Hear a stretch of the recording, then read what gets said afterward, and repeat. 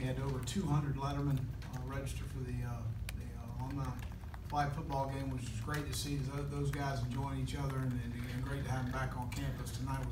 At 6 o'clock at the Volleyball Center, DJ Swearinger was having his celebrity basketball game to benefit the Boys and Girls Clubs of the Midland, which is a great cause, and appreciate his support, and to see all those guys back as well, the younger guys that are still playing in the National Football League. So a good day today. I thought we culminated a really good spring from the standpoint of accomplishments of what we felt like we needed. We've got a deeper team than we've had, more competitive depth, especially on both lines of scrimmage, which at the end of the day, when you've got to come to practice every day and you've got to compete and strain against a good player all the time, creates consistency in your performance, and that's what good programs have, and that's where we're headed.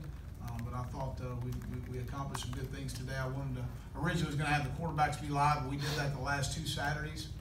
And today with our second offensive line, sometime on the edges, we were overmatched in our last Thursday practice, so I didn't feel like putting those guys under that much duress.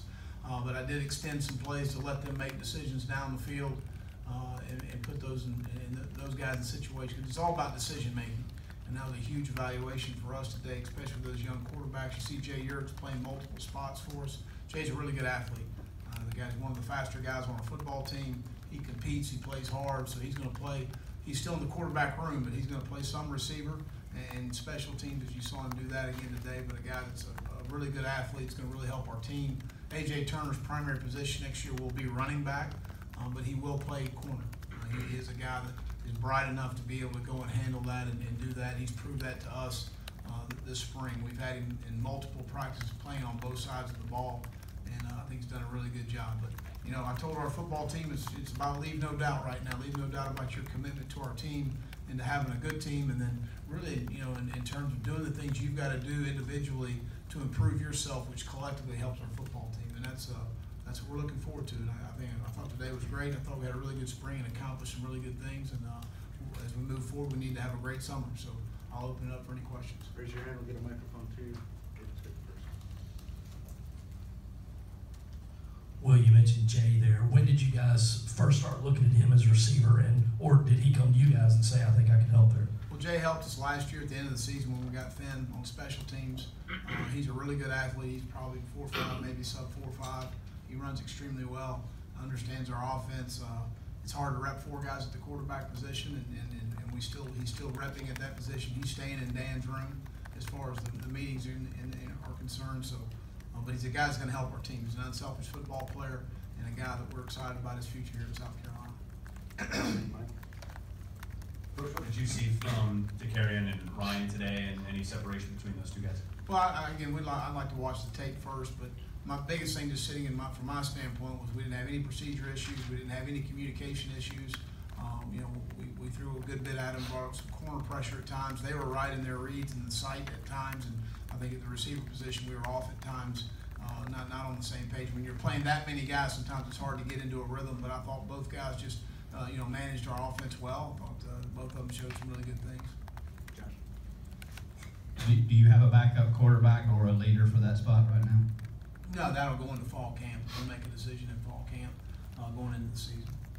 It looked like, or Ryan threw the ball, at least in the first half, a lot more than DeCarian did. Was that the play calling, or was that what happened at the snap?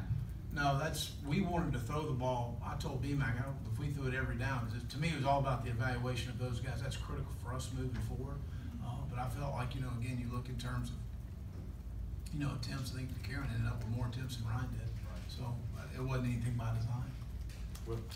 With this being your most visible showcase, at least for us to see, you said last year that it didn't really mirror the work that you did last year. How did this year's spring game mirror what you guys had accomplished this spring? Well, I don't really think you look at one day. I think you've got to look at 15 practices, and you've got to look at the off-season program, the in-between days when we lift and we meet. And I just see you know, we have more good players in our program. We have more competitive depth. That helps you every single day from a coach's standpoint of knowing guys got to come in the building every day and be motivated and go compete. And that's where we're continuing to move this thing forward.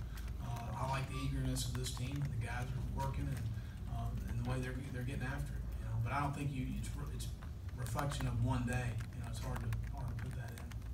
Back there, Mike. And Will, going off from that, fans, even the media, we watch and we see what happens today.